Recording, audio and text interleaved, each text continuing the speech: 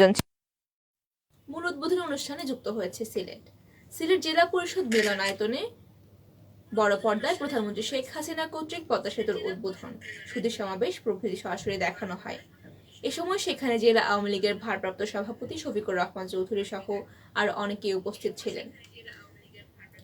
মূল উদ্বোধনী অনুষ্ঠান শেষ হওয়ার পর সিলেট জেলা মিলনায়তনে বেলুন ওড়ান অতিথিরা। পরে জেলা পুলিশের উদ্যোগে আনন্দ র্যালি বের করা হয়। চলে যাচ্ছি পরবর্তী সংবাদে। দেশে উৎপাদন হওয়া মোট গ্যাসের সিংহভাগ সরবরাহ হয় সিলেট বিভাগের হবিগঞ্জ বিবিয়ানা গ্যাস ক্ষেত্র থেকে, কিন্তু গত কয়েক বছরে বিবিয়ানা উৎপাদন কমেছে 94 মিলিয়ন ঘনফুট গ্যাস। এমন অবস্থায় উদ্বেগ প্রকাশ করে জরুরি বৈঠক আহ্বান করেছে জ্বালানি বিভাগ। বিবিয়ানার ব্যবস্থাপনার দায়িত্বে থাকা যুক্তরাষ্ট্র ভিত্তিক আন্তর্জাতিক তেল গ্যাস কোম্পানি শেভরনের সঙ্গে এক বিষয়ে জ্বালানি বিভাগ আগামী 4 জুলাই বৈঠক করবে। জানা গেছে, বিবিয়ানা গ্যাস ক্ষেত্রের উৎপাদন কমে আসায় নতুন উদ্বেগ সৃষ্টি হয়েছে। গত এক বছরে ক্ষেত্রটির উৎপাদন দৈনিক প্রায় 100 মিলিয়ন ঘনফুট কমে গেছে। সরকার যেখানে দেশীয় গ্যাসের উৎপাদন বাড়িয়ে সংকট মোকাবেলা করতে চাইছে, সেখানে বিবিয়ানা গ্যাস ক্ষেত্রের এই উৎপাদনে ঘাটতি লেগেছে জ্বালানি বিভাগের চোখে। জ্বালানি বিভাগ সূত্র বলছে, আগামী 4 জুলাই বিবিয়ানা গ্যাস ক্ষেত্রের দায়িত্বে থাকা শেভরনের সঙ্গে জ্বালানি বিভাগ বৈঠক করবে এবং ওই বৈঠকে শেভরনের হাতে থাকা 3 গ্যাস ক্ষেত্রের ব্যবস্থাপনার উপর জোর দেওয়া হবে। জ্বালানি বিভাগের সচিব সভাপতিত্বে অনুষ্ঠানে বৈঠকে পেট্রোবাংলা এবং শেভরনের কর্মকর্তারা উপস্থিত থাকবেন বলে জানা গেছে। বেআইনিভাবে গাছ কাটাকে কেন্দ্র করে সিলেটের তারাপুর চা বাগানের শ্রমিকরা বিক্ষোভ পালন করেছেন আজ। এ সময় কর্মবিরতি পালনের ঘোষণা দিলে বাগান ম্যানেজারের আশ্বাসে আগামীকাল পর্যন্ত সময় বেঁধে দিয়ে বিক্ষোভ কর্মসূচি স্থগিত করেছেন তারা। শনিবার 25 জুন দুপুরে এই ঘটনাটি ঘটেছে। চা শ্রমিকের অভিযোগ করে জানান, স্থানীয় এক প্রভাবশালী ব্যক্তি কারো অনুমতি না নিয়ে শনিবার সকালে চা বাগানের একটি বটগাছ শ্রমিক দিয়ে কাটানো শুরু করেন।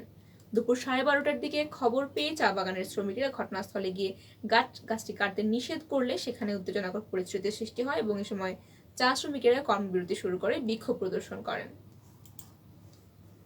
হবিগঞ্জের নবীগঞ্জে বন্যার পানিতে ভেসে আসলো অজ্ঞাতনামা এক যুবকের লাশ। আজ শনিবার 25 জুন দুপুরে উপজেলার ফরিদপুর গ্রামের পাশ দিয়ে বয়ে যাওয়া বরাক নদীতে একটি ভাসমান মরদেহ দেখতে পায় স্থানীয়রা। পরে তারা বিষয়টি নবীগঞ্জ থানা পুলিশকে অবগত করে। খবর পেয়ে পুলিশ গিয়ে মরদেহটি উদ্ধার করে এবং নবীগঞ্জ থানার ওসি ডালিম আহমদ জানিয়েছেন, ধারণা করা হচ্ছে বরাক নদীর মৌলভীবাজার অংশ থেকে মরদেহটি ভেসে এসেছে। এখন মরদেহের পরিচয় শনাক্ত করা যায়নি, তবে পরিচয় শনাক্তে পুলিশ কাজ করে যাচ্ছে। ওসি বলেন, মরদেহের চূড়োথাল রিপোর্ট তৈরি করে ময়নাতদন্তের জন্য হবিগঞ্জ সদর আধুনিক হাসপাতালের মর্গে পাঠানো হয়েছে এবং তদন্তের রিপোর্ট আসলেই জানা যাবে আসল পরিচয়। 9 দিন ধরে বন্যার কবলে সিলেট। স্মরণকালের ভয়াবহ বন্যায় জনজীবন বিপর্যস্ত। পুরো জেলা তছনছ করে দিয়ে ধীরগতিতে নামছে পানি। গত 24 ঘন্টায় পানি নামার গতি ছিল খুবই মন্থর, ফলে জেলার বেশিরভাগ এলাকা এখনো প্লাবিত। 9 দিন ধরে পানিবন্দী থাকা বানভাসীদের দুর্ভোগের শেষ নেই। সিলেট জেলা প্রশাসন সূত্রে জানা গেছে, শুক্রবার 24 জুন পর্যন্ত সিলেট সিটি কর্পোরেশনের আংশিক জেলার 13টি উপজেলা, 5টি পৌরসভা, 3,89,320টি পরিবার ক্ষতিগ্রস্ত হয়েছে। 22,150টি ঘরবাড়ি এবং ফসল নষ্ট হয়েছে 28,945 হেক্টর। এবারের বন্যায় সিলেটে এখনো অব্দি 47 জনের মৃত্যু হয়েছে, এমন তথ্য দিয়েছে স্বাস্থ্য অধিদপ্তরের এমার্জেন্সি হেলথ অপারেশন সেন্টার ও কন্ট্রোল রুম। তারা বলেছে, গতকাল শুক্রবার বিকেল পর্যন্ত সারা দেশে বন্যায় মৃতের সংখ্যা 73। বন্যার নানা রোগে আক্রান্ত হয়ে এবং বন্যা থেকে সৃষ্ট কিছু দুর্ঘটনায় এসব মৃত্যুর ঘটনা ঘটেছে। স্বাস্থ্য অধিদপ্তরের তথ্য অনুযায়ী সিলেট বিভাগে মারা যাওয়া 47 জনের মধ্যে সিলেট জেলায় 16 জন, সুনামগঞ্জে 26, মৌলভীবাজারে 3 এবং হবিগঞ্জে মারা গেছেন 2 জন। এতক্ষণ শুনছিলেন বৃহত্তর সিলেট বিভাগের বিভিন্ন খবর। এবারে জানিয়ে দেব জাতীয় পর্যায়ে। পদ্মার পাড়ের বাসিন্দারাই একমাত্র জানেন খরস্রোতা নদীটির চরিত্র। সে কখনো শান্ত, কখনো প্রবল স্রোতে উত্তাল। আকাশে মেঘ দেখে বাড়ি থেকে বের হতে হয় তাদের। আজ থেকে সব শুধুই অতীত। স্বপ্নের দুয়ার খুলল স্বপ্নের সক্ষমতার পদ্মা সেতুর উদ্বোধন করলেন প্রধানমন্ত্রী শেখ হাসিনা। আজ শনিবার দুপুর 12টার দিকে মুন্সিগঞ্জের মাওয়া প্রান্তে সুধী সমাবেশের পর মাওয়া প্রান্তে সেতুর ফলক উন্মোচন করেন প্রধানমন্ত্রী। এর মধ্য দিয়ে খুলে গেল দক্ষিণ এবং পশ্চিমাঞ্চলের 21টি জেলার সঙ্গে রাজধানী ঢাকা সহ সারা দেশের যোগাযোগ এবং যোগাযোগ সম্ভাবনার অনন্ত দুয়ার। পদ্মা সেতুর উদ্বোধন ঘিরে পদ্মাপাড়ের মুন্সিগঞ্জের মাওয়া এবং অন্য পাড়ের মাদারীপুরের শিবচর, শরীয়তপুরের জাজিরায় আনন্দ উৎসব হয়েছে এবং আনন্দ উৎসব হয়েছে পুরো দেশের বিভিন্ন জেলা এবং বিভাগীয় শহরে। বন্যা কবলিত জেলাগুলোতে বন্যাজনিত মৃত্যু বাড়ছে। সর্বশেষ একদিনে 9 জনের মৃত্যু ঘটেছে। এই নিয়ে 3 বিভাগে বন্যার কারণে এখনো পর্যন্ত মৃত্যু ঘটেছে 82 জনের। স্বাস্থ্য অধিদপ্তর ইমার্জেন্সি হেলথ অপারেশন এবং কন্ট্রোল রুম জানিয়েছে 17 মে থেকে 25 জুন পর্যন্ত সিলেট, ময়মনসিংহ ও রংপুর জেলায় 82 জনের মৃত্যু ঘটেছে। মধ্যে সবচেয়ে বেশি মারা গেছে সিলেট বিভাগে, ময়মনসিংহ বিভাগে 27 জন এবং রংপুর বিভাগে 4 জন। জেলার মধ্যে সবচেয়ে বেশি মৃত্যু হয়েছে সুনামগঞ্জ জেলায়। এই জেলায় মারা গেছে 26 জন। এরপর বেশি মারা গেছেন সিলেট জেলায়, তারপরে সিলেট জেলায় 18 জন এবং সব জেলায় মৃত্যু হয়েছে পানিতে ডুবে এবং বজ্রপাতে। পুরান ঢাকার বংশাল এলাকায় একটি বাড়িতে বিস্ফোরণের ঘটনায় একই পরিবারের 4 জন দগ্ধ হয়েছেন। আজ শনিবার ভোরে সাদেক সড়কের 56 নম্বর বাড়ির নিচতলায় এই বিস্ফোরণটি ঘটে। দগ্ধ ব্যক্তিদের শেখ হাসিনা জাতীয় বার্ন অ্যান্ড প্লাস্টিক সার্জারি ইনস্টিটিউটে ভর্তি করা হয়েছে।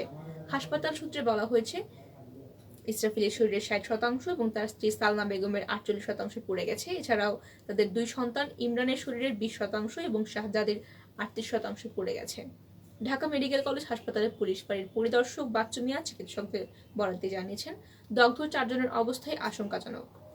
আজ ভোরে চাচা সালমা বেগম পানির মোটরে সুইচ চাপার সময় হঠাৎ করে বিকট শব্দ হয়, এতে করে ঘরের মধ্যে সবকিছু লন্ডভন্ড হয়ে যায়। ঘটনাটি কিভাবে ঘটেছে তিনি তা বলতে পারেন না। Fire service and civil defence অধিদপ্তরের senior staff officer Mohammad Shahjahan Sikder জানিয়েছেন, ভবনের নিচতলায় বিস্ফোরণের 3টি দেয়াল আংশিক ধসে পড়েছে। এবারে আন্তর্জাতিক। পদ্মা সেতু নির্মাণের সফলতায় বাংলাদেশকে অভিনন্দন জানিয়েছে পাকিস্তান। শুক্রবার পাকিস্তানের প্রধানমন্ত্রী শেহবাজ শরীফ ইসলামাবাদ থেকে অভিনন্দন জানিয়েছেন। পদ্মা সেতু উদ্বোধনের একদিন আগে পাঠানো বার্তায় শেহবাজ শরীফ বলেন, ভ্রাতৃপ্রতিম বাংলাদেশের উন্নয়ন যাত্রায় এই সেতুটির উদ্বোধন এক দৃষ্টান্ত উদাহরণ। এটি বাংলাদেশকে অন্তর্ভুক্তিমূলক এবং টেকসই ও স্থায়ী উন্নয়নের শিখরে নিয়ে যাওয়ার ক্ষেত্রে গুরুত্বপূর্ণ ভূমিকা পালন করবে, যা প্রধানমন্ত্রী শেখ হাসিনার দৃঢ় সংকল্পের একটি প্রমাণ। তিনি ভ্রাতৃপ্রতিম জনগণের দীর্ঘস্থায়ী উন্নতি এবং সমৃদ্ধির জন্য পাকিস্তানের পক্ষ থেকে ব্যক্তিগত অভিনন্দন এবং শুভেচ্ছা জানিয়েছেন। মহাকাশের সবচেয়ে দ্রুত বর্ধনশীল ব্ল্যাক হোলটি আবিষ্কার করেছেন বিজ্ঞানীরা। সেই নতুন ব্ল্যাক হোলটি এত দ্রুত বৃদ্ধি পাচ্ছে যে প্রতি সেকেন্ডে এটি একটি পৃথিবীকে গ্রাস করার ক্ষমতা রাখে। অস্ট্রেলিয়ান ন্যাশনাল ইউনিভার্সিটির জ্যোতির্বিজ্ঞানীরা এই ব্ল্যাক হোল বা কৃষ্ণগহ্বরটি আবিষ্কার করেছেন। জ্যোতির্বিজ্ঞানীরা এই ব্ল্যাক হোলকে একটি মহাকাশীয় বস্তু হিসেবে গণ্য করছেন, যা আমাদের নিজস্ব গ্যালাক্সি থেকে আসা সমস্ত আলোর চেয়ে 7000 গুণ বেশি উজ্জ্বল। স্কাইম্যাপার সাউদার্ন সার্ভে থেকে সিম্বিওটিক বাইনারি নক্ষত্রের অনুসন্ধানের সময় ব্ল্যাক হোলটি অপটিক্যাল রঙের দ্বারা তৈরি করা হয়েছিল এবং ফলাফলগুলি তখন থেকে এক্সআরভি ডাটাবেসে প্রকাশিত হয়েছিল। অস্ট্রেলিয়ার অ্যাস্ট্রোনমিক্যাল সোসাইটির প্রকাশনা লিপিবদ্ধটি প্রকাশিত হয়েছে। এবারে খেলার খবর। গেল বছর সাদা পোশাকে ছন্দে ছিলেন লিটন দাস, তবে রঙিন পোশাক গায়ে জড়ালেই তা যেন ফ্যাকাশে হয়ে যেত। সেই সময়টা চলতি বছর পিছনে ফেলে এসেছেন। চলতি বছর যখনই ব্যাট হাতে নিয়েছেন, লিটন ভরসা জুগিয়েছেন বাংলাদেশকে, সেটা হোক টেস্ট কিংবা ওয়ানডে টি20। দেখালেন গত রাতে উইন্ডিজ বোলারদের তোপে বাংলাদেশ যখন 200 নিচে অলরাউন্ডারের সংখ্যায়, তখনই বুক চিতিয়ে দাঁড়ালেন লিটন এবং 50 করলেন। ছুঁয়ে দেখলেন আরও একটি কীর্তিও। টেস্ট, ওয়ানডে আর টি20 ফর্মেট দারুণ সুবাদে 2022 সালের প্রথম ক্রিকেটার হিসেবে ছুঁয়ে গেলেন সব ফর্মেট মিলিয়ে 1000 রান করার মাইলফলক। দেশের ইতিহাসে সবচেয়ে বড় যোগাযোগ প্রকল্প পদ্মা সেতু উদ্বোধন হয়েছে আজ। সেই মাহেন্দ্রক্ষণে বাংলাদেশের ক্রিকেট দল অবস্থান করছে প্রায় 15,000 কিলোমিটার দূরে, ওয়েস্ট ইন্ডিজের সেন্ট লুসিয়ায়। এত দূরে থেকে এই উৎসবে সামিল হয়েছেন সাকিব আল হাসানের দল। কেক কেটে পদ্মা সেতুর উদ্বোধন উদযাপন করেছে বাংলাদেশ দল। টেস্ট ও 3টি ওয়ানডে করে 2 টি20 পূর্ণাঙ্গ সিরিজ খেলতে বাংলাদেশ ক্রিকেট দল এখন অবস্থান করছেন ক্যারিবীয় দ্বীপপুঞ্জে। সুপ্রিয় দর্শক শ্রোতা, এতক্ষণ শুনছিলেন সারাদিনের বিভিন্ন খবর। শেষ করার আগে জানিয়ে দেব সারা দেশের করোনা ভাইরাস পরিস্থিতি। দেশে করোনা সংক্রমণে মৃত্যু ক্রমে বাড়ছে। গত 24 ঘন্টায় করোনায় 3 জনের মৃত্যু ঘটেছে এবং একজন শনাক্ত হয়েছে 1280 জন। 20 দিন মৃত্যুহীন থাকার পর গত 20 জুন করোনায় একজনের মৃত্যু হয়। এরপর থেকে টানা 4 দিন ধরে করোনায় একজন করে মারা যাচ্ছিলেন এবং আগের 24 ঘন্টায় কোনো মৃত্যুর ঘটনা ঘটেনি, সেখানে গত 24 ঘন্টায় মারা গেছেন 3 জন। আজ বিকেলে স্বাস্থ্য অধিদপ্তরের সংবাদ বিজ্ঞপ্তিতে জানানো হয়, গত 24 ঘন্টায় দেশে 8492 জনের নমুনা পরীক্ষা করা হয়েছিল এবং পরীক্ষার বিপরীতে রোগী শনাক্তের হার 15.70। আগের দিনে হার ছিল 12.18। এই সময় 1856 জনের করোনা শনাক্ত হওয়ার কথা জানিয়েছে স্বাস্থ্য অধিদপ্তর। এর আগে দেশে করোনা শনাক্তের হার 10-এর উপরে ওঠেনি, কিন্তু এখন করোনা শনাক্তের হার এবং মৃত্যুর হারও বেড়েই চলেছে এবং বাংলাদেশে প্রথম করোনা শনাক্ত হয়েছিল 2020 সালের 8 মার্চ। এরপর থেকে এখনো পর্যন্ত দেশে করোনা সংক্রমণের চিত্র কয়েক দফায় ওঠানামা করতে দেখা গেছে। করোনা পরিস্থিতি প্রায় 3.5 মাস নিয়ন্ত্রণে থাকার পর গত বছর ডিসেম্বর শেষ দিকে সংক্রমণ বাড়তে শুরু করেছিল। করোনার নতুন ধরন ওমিক্রনের প্রভাবে দ্রুত বাড়তে শুরু করেছিল রোগী এবং রোগী শনাক্তের হার। দেশে করোনা সংক্রমণ বাড়তে থাকায় সকলকে মাস্ক পরার বাধ্যতামূলক করার জন্য আবারও স্বাস্থ্য বিভাগ থেকে আবারও পরামর্শ দেওয়া হয়েছে এবং গত মঙ্গলবার রাতে ভার্চুয়ালি এক সভায় এসব পরামর্শ দেওয়া হয়। পরামর্শের মধ্যে আরও রয়েছে স্বাস্থ্যবিধি মেনে চলার জন্য জনসাধারণকে আবার উদ্বুদ্ধ করতে হবে এবং গণমাধ্যমকে অনুরোধ জানানো হয়েছে সামাজিক দূরত্ব বজায় রাখা এবং জনসমাগম বর্জন করতে হবে। ধর্মীয় প্রার্থনার স্থানে সামাজিক দূরত্ব বজায় রাখতে হবে। সুপ্রিয় দর্শক শ্রোতা, আপনারা শুনছিলেন সারাদিনের বিভিন্ন খবর। এতক্ষণ সঙ্গে থাকার জন্য সকলকে অসংখ্য ধন্যবাদ। সবাই ভালো থাকুন, সুস্থ থাকুন এবং আমাদের সঙ্গেই থাকুন।